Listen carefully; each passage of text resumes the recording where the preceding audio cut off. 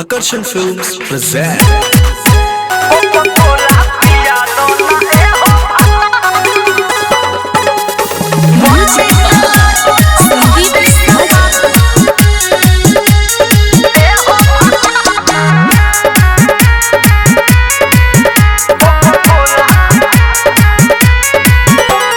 गरमी बेसरमी भइल बा बलम हाकतानी बेनम तो मिले ना अलम। हे जी सुनिए ना, गरमी बेसरमी भइल बा बलम हाकतानी बेनम तो मिले ना अलम। बानी पहाड़ सहन धक धक धड़के जिया हमार, गर्मी से लागता फाटी कपार कोको कोला पिया दना ए हो भता।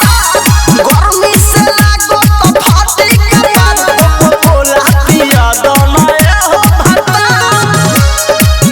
कोको कोला पिया दना ए हो भता। रिया रिकॉर्डिंग स्टूडियो नरकटिया।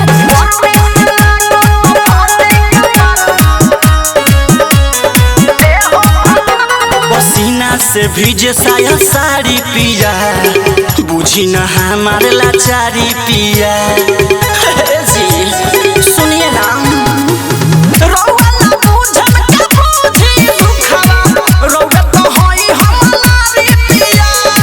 भीजे पसीना से पूरा बदनिया, रउआ दया के संहारी पिया। काहे ना बतिया हमर मानिले सड़का, गर्मी से लागो तो फाटी कपार कोको कोला पिया दना ए हो भता। गर्मी से लागो तो फाटी कपार कोको कोला पिया दना ए हो भता। कोको कोला पिया दना ए हो भता।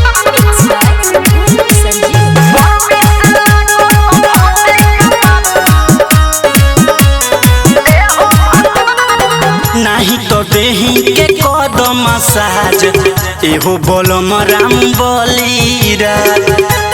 ए राजा जी आइए ना, खोला पानी हम तो खोला, ले लो ना गरमी के मजा।